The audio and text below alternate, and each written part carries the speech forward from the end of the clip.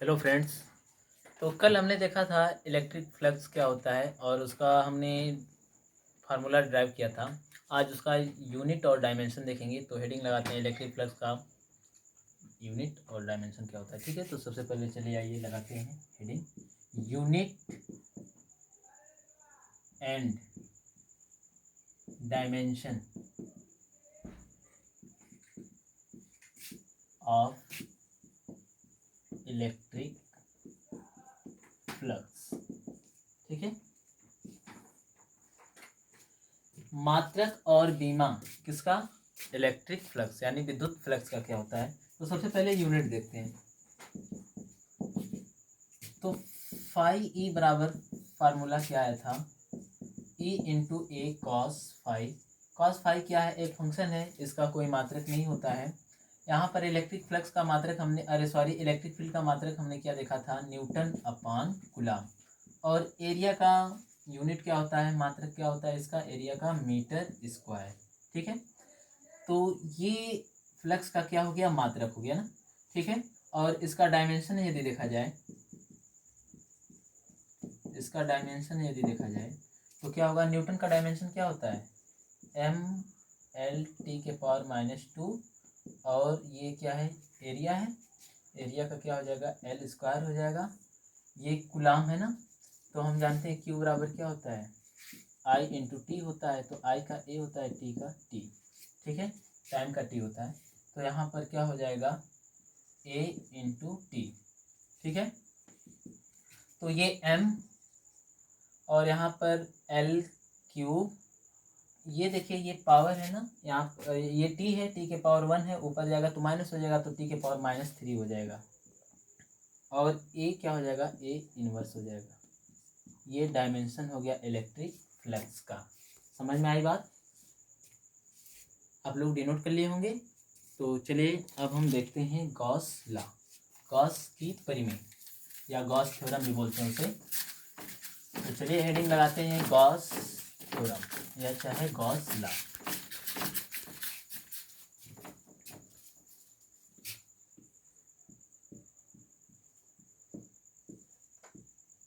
Gauss law भी बोल सकते हैं या चाहे गॉस थ्योरम भी बोल सकते हैं, कोई बात नहीं है। ठीक है, ये इन्होंने क्या कहा था? देखिए, according to Gauss law the total electric flux linked with closed surface is 1/4 pi epsilon naught times of charge enclosed by closed surface। ठीक है, enclosed by closed surface, that is phi E बराबर क्या हो जाएगा? Q enclosed upon epsilon naught. ये इन्होंने अपना क्या दिया था? फार्मूला दिया था। ठीक है, और इसे हम क्या करेंगे? ड्राइव करेंगे। तो समझिए इन्होंने क्या कहना चाहते हैं? According to the Gauss law. ठीक है, गॉस के नियम के अनुसार द टोटल इलेक्ट्रिक फ्लक्स यानी कि कुल विद्युत फ्लक्स जो होता है लिंक्ड विथ क्लोज सरफेस, जो एक बंद पृष्ठ से क्या होता है? बंधा होता है। वो क्या होता है? 1/एप्सिलॉन नॉट टाइम्स ऑफ चार्ज, यानी कि Q Q upon epsilon not times of charge होता है, यानी कि जितना चार्ज हो। ठीक है, टोटल इनक्लोज्ड उस सरफेस के अंदर जितने भी चार्ज होते हैं, ठीक है, उनका epsilon naught upon epsilon naught enclosed by close surface, that is phi बराबर क्या होता है? Enclosed upon epsilon naught. यानी कि चार्ज इनक्लोज्ड का मतलब उस सरफेस के अंदर कितने चार्ज हैं। समझ में आई बात? तो इसलिए क्यू इन। ठीक है, ये अगर चार्ज बाहर है तो ये थ्योरम अप्लाई नहीं होगी। इस चार्ज को कहाँ होना चाहिए? क्लोज सरफेस में होना चाहिए। ठीक है, तो उसके लिए ये थ्योरम क्या है, वनली अप्लाई किया जा सकता है। ठीक है, समझ में आई बात। तो अगले लेक्चर में हम क्या करेंगे, डिराइव करेंगे। ठीक है, तो चलिए हम लोग क्या कर रहे हैं, इसे डिराइव कर रहे हैं। ठीक, तो ये आप लोग लिख लिए होंगे, तो मैं इसे मिटा दूं। चलिए डेरिवेशन देख लेते हैं।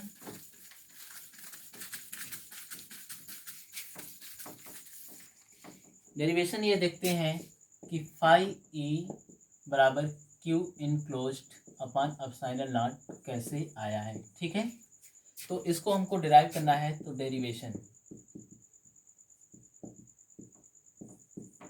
देख लिया जाए। तो हम कह रहे हैं कि let us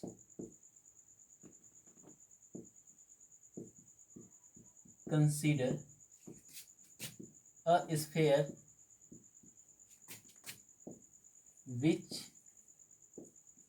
radius is r। उसकी रेडियस क्या है, r है। ठीक है, therefore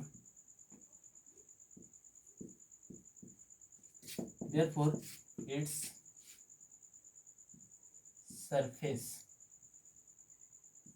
area will be क्या हो जाएगी, 4 पाई आर स्क्वायर। ठीक है, समझ में आई बात। And containing a charge plus Q, और एक पॉजिटिव चार्ज को क्या किया है, रखा है अपने अंदर। ठीक है, तो चलिए उससे हम बनाते हैं कोई, ये समझ लीजिए कि यहाँ पर हमने एक आपका क्या बना दिया, स्फीयर बना दिया। ये कोई स्फीयर है। ठीक है, और इसमें कोई पॉजिटिव चार्ज है। समझ में आई बात। तो हम जानते हैं इलेक्ट्रिक फ्लक्स इस पॉजिटिव चार्ज से क्या होगी, अवे फ्रॉम होगी ना, अवे फ्रॉम पॉजिटिव चार्ज, यानी कि पॉजिटिव चार्ज से क्या होगी, दूर निकलेगी, फैलेगी। ठीक है, तो ये इस तरह कोई इलेक्ट्रिक फील्ड ऐसे क्या हुई, निकल रही है। मैं एक ही इलेक्ट्रिक फील्ड बनाया। ठीक है, और ये चार्ज जो है इसके सेंटर पे है, तो ये डिस्टेंस क्या होगी, यहाँ से यहाँ तक की आर हो जाएगी ना डिस्टेंस। ठीक है, रेडियस क्या है, आर ही है, देख लीजिए आर ही है। ठीक है, और हम क्या कर रहे हैं कि इस पर एक छोटा सा कोई सरफेस ले रहे हैं। ये छोटा सा हमने क्या लिया, सरफेस लिया, छोटा सरफेस है, इसलिए इसे हम बोल सकते हैं क्या, डी एस।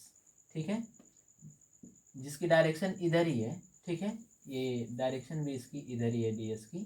ठीक है, और ये एक यूनिट वेक्टर लेते हैं एन कैप। ठीक है, डी एस का यूनिट वेक्टर, यहाँ डी एस यानी कि सरफेस एरिया वेक्टर और इलेक्ट्रिक फील्ड जो है, इनके बीच का एंगल जो है क्या है, 0 है, यानी कि दोनों की डायरेक्शन क्या है, सेम है। समझ में आई बात।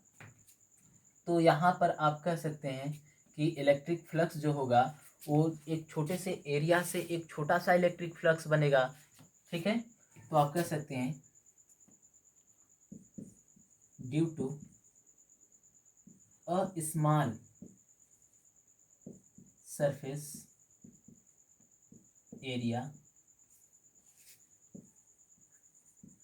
Makes a small electric flux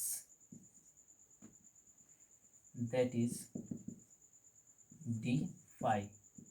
क्या बनाएगा, एक स्मॉल इलेक्ट्रिक फ्लक्स, एक छोटा सा इलेक्ट्रिक फ्लक्स बनाएगा ना, तो डी फाई बराबर क्या हो जाएगा,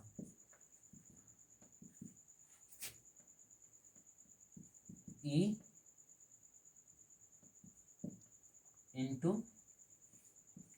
डी एस हो जाएगा ना। ठीक है, और यहाँ पर जो है कि आप लिख सकते हैं डी फाई ई बराबर E into D S cos theta. समझ में आई बात, यानी कि कॉस थीटा ई और डी एस के बीच का क्या है, एंगल है ना। ठीक है, तो आप यहाँ पे अगर ये तो इसके लिए था, यहाँ पे एक छोटे के लिए था।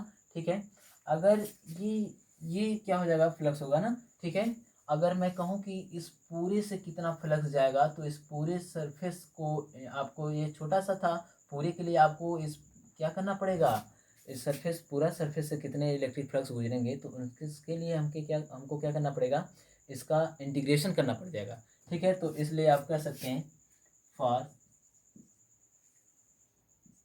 टोटल इलेक्ट्रिक फ्लक्स, ठीक है। फॉर टोटल इलेक्ट्रिक फ्लक्स के लिए क्या करना पड़ेगा, इंटीग्रेशन करना पड़ेगा, ठीक है। डी फाई का क्लोज सरफेस है ना ये, तो ये क्या हो जाएगा, इंटीग्रेशन हो जाएगा, और इधर इंटीग्रेशन हो जाएगा A D S cos theta, और यहाँ पर आप बोल सकते हैं थीटा बराबर क्या है, जीरो। कॉस जीरो की वैल्यू क्या हो जाएगी, एक हो जाएगी ना, तो आप यहाँ पे बोल सकते हैं कॉस जीरो बराबर 1, ठीक है। तो ये क्या हो जाएगा बच्चा, close integration of D phi, ठीक है, ये यहाँ पे लगा दिया जाता है, ये इलेक्ट्रिक फ्लक्स के लिए, ठीक है। यहाँ पर इलेक्ट्रिक फील्ड क्या होगी, कांस्टेंट होगी। कैसे कांस्टेंट होगी, आप चाहे ये स्मॉल एरिया आप यहाँ पे भी लेंगे तभी रेडियस क्या होगी, सेम होगी, यानी कि ये इलेक्ट्रिक फील्ड की इंटेंसिटी या इस पॉइंट पर भी क्या होगी, सेम होगी, यानी कि कहीं भी आप लेंगे ये एरिया जो रेडियस है वो ऑलरेडी क्या है, कांस्टेंट है, तो इसलिए यहाँ पर हर एक पॉइंट पर इलेक्ट्रिक फील्ड जो होगी कांस्टेंट होगी, ठीक है। उसकी इंटेंसिटी क्या होगी, कांस्टेंट होगी, तो इसलिए ये कांस्टेंट है, तो आप इसे क्या कर सकते हैं, आप बाहर कर लीजिए ना, तो ये हो जाएगा ई और integration of close surface D S, ठीक है। यही बचा ना डी एस का, आप क्या करिए, आप पूरा इंटीग्रेशन करेंगे जब इस गोले का क्या करिएगा आप, पृष्ठीय आप अवकलन समाकलन करेंगे, इंटीग्रेशन करेंगे, तो क्या आपको मिलेगा, यानी आपको आप देखेंगे कि इसका इंटीग्रेशन करने पे आपको मिलेगा 4πr², ठीक है। पृष्ठीय क्षेत्रफल सरफेस एरिया आ गया, तो आप यहाँ से कर सकते हैं। और ये डी फाई ई जो है ये छोटा था, अब इसको इंटीग्रेशन कर देंगे तो क्या बन जाएगा, ये बड़ा हो जाएगा, ये हो जाएगा फाई ई बराबर क्या हो जाएगा आपका ई